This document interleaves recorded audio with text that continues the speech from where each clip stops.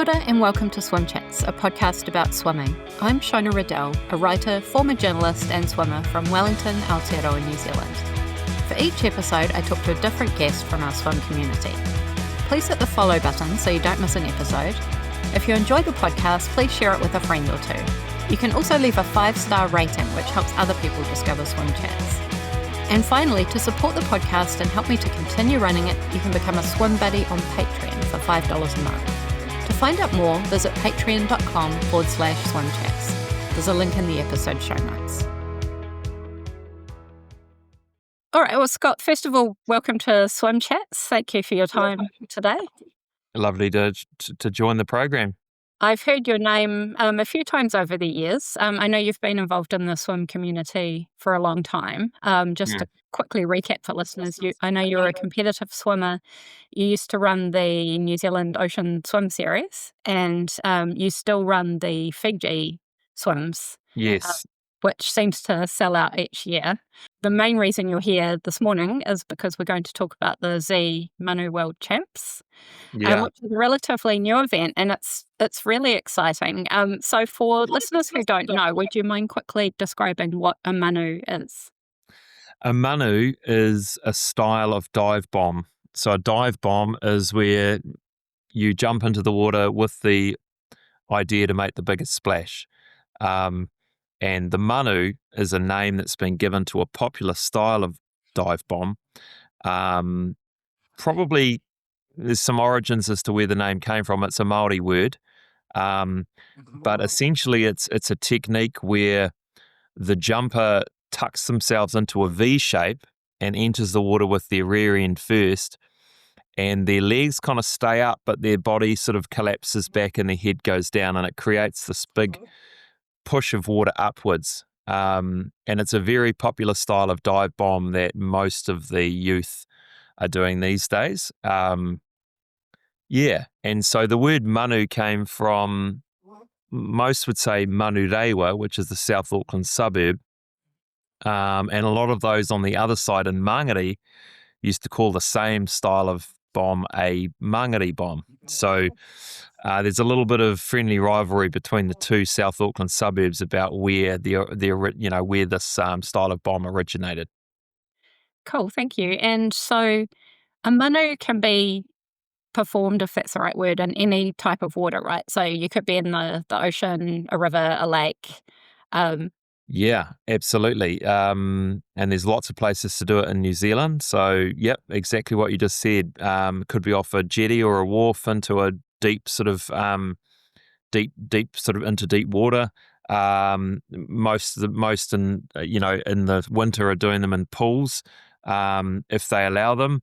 But yeah, anywhere that it's safe to do a manu, and safe meaning that it's deep enough, there's no obstruction in the water. And that you're doing it with a friend or a buddy that can watch over you. That's where people do it around New Zealand. Cool. And do we know when manu started happening around the country? I mean, dive bombing's been happening for years, and there's other styles of dive bombs, like there is the coffin or the gorilla or the staple. But the manu probably originated back in I would say probably the 80s or the 90s, but it hasn't really become a really popular style, probably in my understanding, until the early 2000s. It's now widespread, and the name of the whole category is kind of taken over and being called manu, because I guess the word bomb has some negative connotations. So people have taken over, that word manu is sort of encapsulates the whole category. And you mentioned the coffin and the gorilla and the staple. So is a coffin a manu where your hands and your legs are sort of tight together? Yeah, the coffin is, that's the term used for it. It's kind of like you're slipping into a coffin. So if you're slipping into the water, you go with the feet first, and then your back comes later. So that's kind of like, you kind of go down to the water with your feet first, and as your feet enter the water, your back and your head kind of come in and then go forcefully downwards into the water to create splash. The staple is, as the name suggests, sort of the arms and legs kind of act, and the body looks like the shape of a staple, and you go in and then you collapse the middle of your body down to kind of create the splash. And then there's one called the gorilla, which is sort of like heading into the water head first, and into a forward roll almost, and the movement of the back and the rear end kind of coming over in the forward roll movement creates a splash. So each have a different way of creating a really high splash. Cool. And I was thinking about the similarities between popping manu and swimming, I guess. And, they're both about connecting with the water, and they're both about that feeling of community and belonging, right? Because you can, like you say, you can do it with friends, you can do it with family as a way of bringing people together. But also with swimming, especially I've noticed as an open water swimmer, you start with the togs and the towel, and it sort of grows over time where you're buying more gear because you're swimming at different times of the year. But the manu seems to be a bit more accessible in that you can, you don't have to pay to go to the pool to do it, for example, and you don't need a lot of fancy gear. You just No, need to no. jump in. Sometimes you need 2 pairs of pants because they sometimes split them. That's what I've heard. They sometimes like having a good stretchy pair of undies that they can pull up their back so they don't get a slap on the back of their, because they quite often, even with a good manu, you can get a red lower back from hitting the water. So that's quite often a cheap and accessible accessory. But back to your point about connection to the water, those that like to, most of those that I see performing manu are doing so to get the splash as high as they can. And to do that, they need a really good technique. So just like swimming, most of your listeners probably wouldn't realise there is a huge amount of technique to doing a great manu. And that's what these boys and girls and guys are doing each day and each weekend. They're all trying to perfect their technique to get the splash to go higher. And so that is around, the movement of water. And so there is some similarities, in terms of, the technique and getting a great result, whether you're swimming or doing manu. Accessories-wise, don't need a lot, no. In fact, the towel would probably be surplus to requirement for a lot of people. They just go down. In fact, we caught up with some boys in Hawke's Bay, and they just jump off a bridge and into the water, and they don't have a lot with them. In fact, they can jump off their horsebacks as well and do manu off horseback, which is quite classic as well. Real rural New Zealand. Yeah, that's cool. Yeah. Well, let's talk about the Manu World Champs. I know they're the first in the world because manu originated here in Aotearoa. Yeah. So is this the second year it's been running? This is the third year it's been running. Yeah, we started in the summer of 2023-24. We had 5 qualifying events and a grand final. Last year we had 10 qualifying events in the grand final. This year we've got 12, and we've added one on the Gold Coast. So yeah, it's a celebration of something very special to New Zealand, the manu. It's creating a splash in the water probably isn't unique to New Zealand, but the styles that we use and the craze that sort of hits New Zealand every summer, and the fact we've got Māori and Pasifika communities that they've been brought up with it, and it's a pastime that they absolutely love and they're passionate about. So I think it is about celebrating that culture. It is about celebrating the art of doing a great manu, and we love seeing people come around and celebrate that. So what gave you the idea to run this event? I've always liked, over the career of events, most of the events we've developed them from scratch. So come up with an idea, visualize what it could look like, and then you put the steps in place to bring it to life. And so as you touched on earlier, swimming was a huge part of my life. I swam competitively, learned to swim young, started competitive swimming, swum competitively for probably 13 years. And during that time, we used to do a whole lot of other aquatic sports and used to like doing bombs. And we did a lot of swimming at the Glenfield pools in Auckland, and they had a 5 metre, 3 metre and 1 metre platform or dive boards. And so, and I was a lifeguard there. And so we'd to have fun, we'd do some bombs, and when I was lifeguarding, I'd be watching people do bombs all day, and I just saw how much fun I had and how much fun they had. And anyway, long story short, we sold the New Zealand Ocean Swim Series in 2021. Had a bit of a gap in the portfolio. Yes, we were running Ocean Swim Fiji, but kind of didn't have anything anchored here in New Zealand. And so that's when I thought, actually, how about we put together kind of a fun, cool New Zealand activity like Manu, and we put together an event that can celebrate that. And the timing was just right. The portfolio, we were looking for something new, and that's when it happened. Sort of in 2022, started getting serious about what that could look like, and the brand and sponsors to support it. Yeah. Cool. And obviously, you're no stranger to running open water events, but I imagine the first series would be a bit of a learning curve in terms of Totally. So what were was there anything that surprised you about the first World Champs?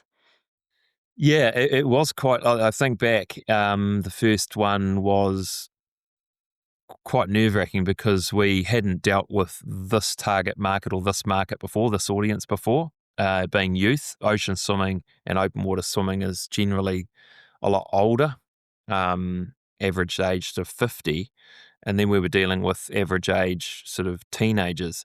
So yeah, we learned that quite often of them don't have access to a credit card, so they can't enter online. They're not used to entering online or entering in advance. So trying to encourage people to register for something that they haven't ever registered for before is quite foreign. So that made us a bit nervous, wondering how, the uptake and how people were going to react to this event. So that was probably the biggest learning, was getting people to get their head around what the Z Manu World Champs is and why they should take part. I think that was the biggest thing. But 2 or 3 years on now, we've kind of got a good following, and people have a good understanding of what we're about. So that's made it a lot easier.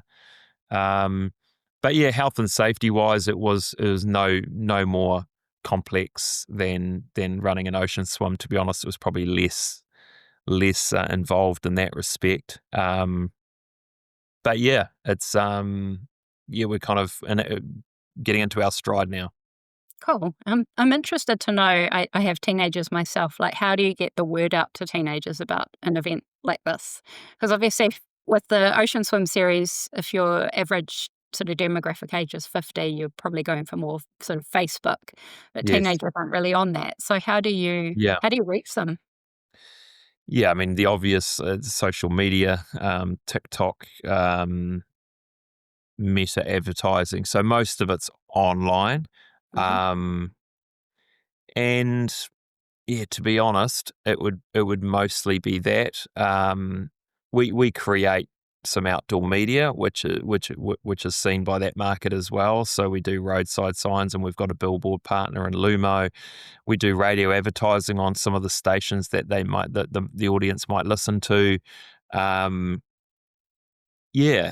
and we do a lot of PR. So that's kind of possibly seen by their parents. So quite often we've got to work out, okay, well, the audience is teenagers, but it's their parents that bring them along, or it's their parents that might also take part. So we've kind of got, when we're marketing, we've got 2 audiences, those parents and then the actual kids themselves. And we go as young as 8 to 12-year-olds as our youngest age group. So they're definitely, the parents are who we're talking to, not specifically the children.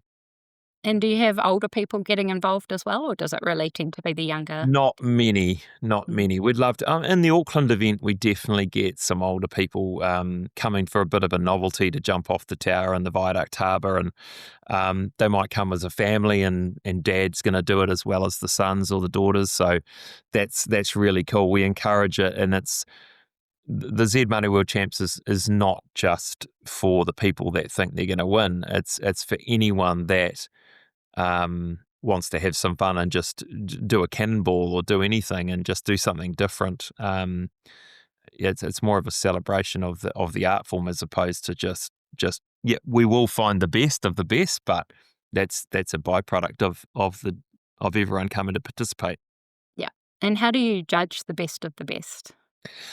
Well, we have in our qualifiers, we generally judge by splash height, is the predominant kind of measurement. So that kind of forms the basis of how we find our qualifiers for the grand final. So the higher the splash, the better the manu, or the better the bomb in our eyes. Some of our qualifying event partners, because we work with councils or we work with organisations or individuals that run some of our qualifiers in partnership with us, so they often choose their own metrics on how they judge. They might have a judging panel, and they might introduce other elements like style or something like that. But at our final, we judge with we've got a judging software we developed with AUT University, and it measures the splash height on screen. So we have a very accurate splash height. And then we also work with a guy, Dr. Tim Haggard from Auckland University, on developing an underwater microphone, a hydrophone. So we measure the pop or the sound of their manu. And then we have a judging panel at the final which judge for creativity, which is what they do between when they leave the platform and they hit the water. So there's a few different metrics, but overall height is heavily weighted as the predominant measure. And off the top of your head, can you remember the biggest splash height from last year? Yes, it was 10.5 metres. Mara Toa was a guy who lives in Whangarei, and he jumped off a 5 metre platform doing a manu and did a 10.5 metre splash. So he was the biggest of the day. It was just a great performance, and the splash wowed the crowds, and he was a deserving winner, and Cool. he's back this year to try and defend his title. Defend his title. Yeah. And what's the first prize? First prize, we have a $40,000 cash prize and prizes and cash pool. About 17,000 of that is cash, and we divide that up into the different category winners. So on the grand final day, we award 8 world championship titles, boys and girls in the kids division, boys and girls in the youth division, and men and women in the adult manu division. And then we have like what we call anything but a manu division, which is any of those other style of dive bombs, and that's open age group, male and female. So we divide that cash, but the top, Mara Toa, took home $3,000 in cash, plus he got supported to get to the final with vouchers from Z, and a few other bits and pieces and prizes to take home. So yeah, our top manu, male and female, take 3,000 cash. Cool. And you mentioned earlier that you've expanded to Gold Coast this year. Yes. So are there plans to just continue your growth across Australia, possibly the world? Yeah, it's been sort of small steps in terms of what we're going to do internationally, just to find out what makes sense, and commercially kind of making sure that we've got enough money to run those events. So in New Zealand, we've got a fantastic family of mostly New Zealand brands. So for us to develop our, anything internationally, we've got to look for international brands or other brands. So, but yeah, like Australia, Gold Coast is a fantastic first step into outside of New Zealand. And we're talking with a few other cities of Australia about expanding that network in Australia, and we know there's lots of people doing manus and bombs over in Hawaii, so that could be another one as well. So I think slowly but surely over the next 5 years, we'll see some additional qualifiers outside of New Zealand. Yeah, that's cool. And I noticed on your Instagram page, the Manu World Champs page, that you've got about 55,000 followers now. So there's Mhm. obviously a lot of interest. Yeah, that was built up reasonably quickly, and we get a lot of people sending in their own content, so they want us to showcase their own bombs, which is great to get that much content being sent to us, and then Mm. we dedicate sort of a content team over summer to travel to all the qualifiers and grab those really fun moments, and we make a Z Manu show, which is kind of like a highlight show of each of our qualifiers. So I think by putting out our own content, people are interested in and catching up with what we're up to and checking out a good bomb, and that helps us grow.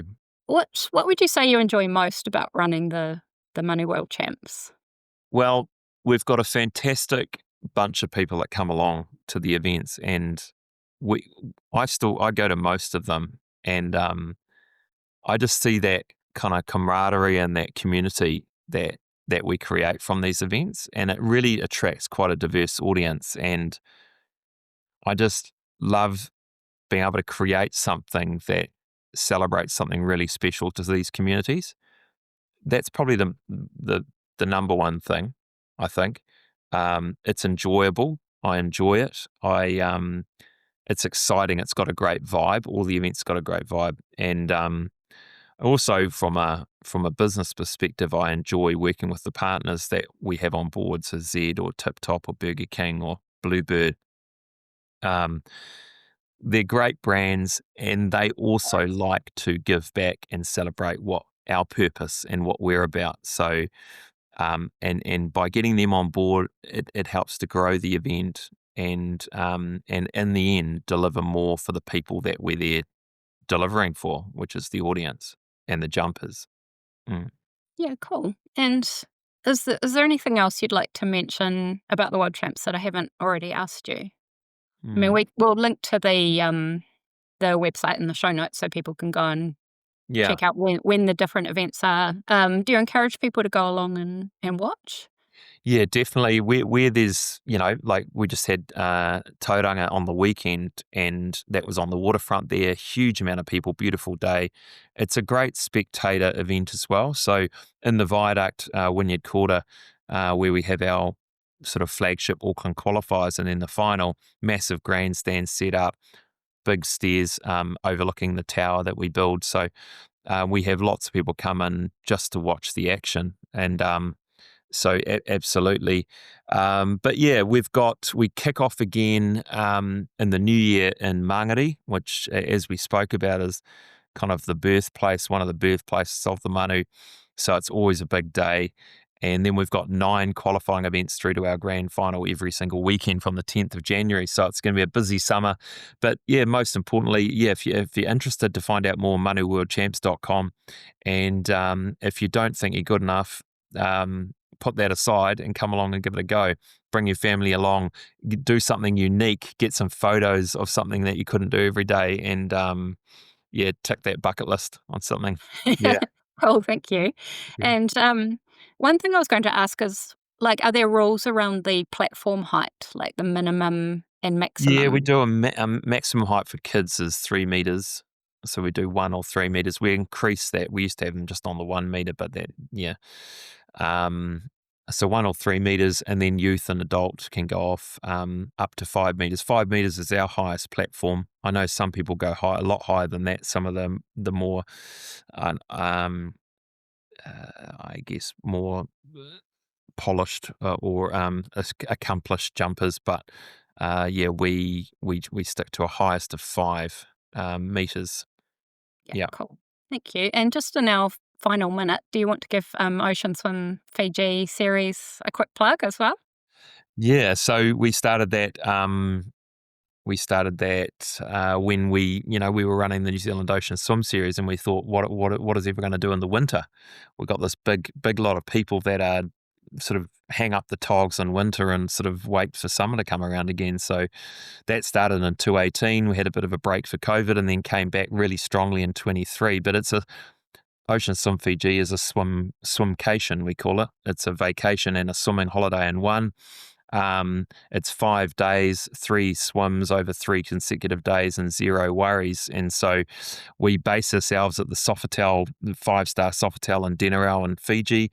We take people out to islands, exclusive islands to swim around, beautiful lunches, functions, fantastic bunch of 200 people that come together just to have a recreational swim holiday. So it's fantastic. And we've just launched a new cruise version, which is the same, but your base is in a mini ship, and we cruise around the Asawa Islands. So we've got 2 of those next year in July and August. So it's going great, and people love it, and it's sold out. Each of them have sold out each time. So it's not the hardest thing in the world to go and run events in Fiji. It just looks awesome. beautiful. I've seen the pictures on social media, and I'd love to come along sometime. I just need to be a bit quicker with the button, because they so fast. So our latest one is September next year.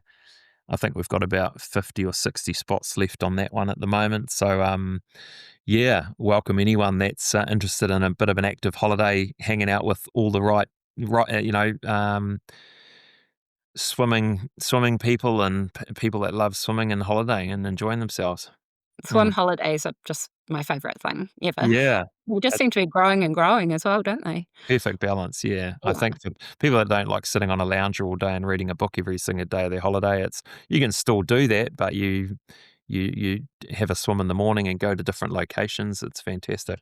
Exactly. It's a great way to see a new location as well from the water's eye view. Yeah, it totally is. Yeah, so oceanswimfiji.com is where all the info on that one is. But thanks for letting me talk about that. No worries. So thanks for your time today, Scott. And it's nice to meet you and put a face to the name. Yeah, you too. And all the best with the Manu World Champs this summer.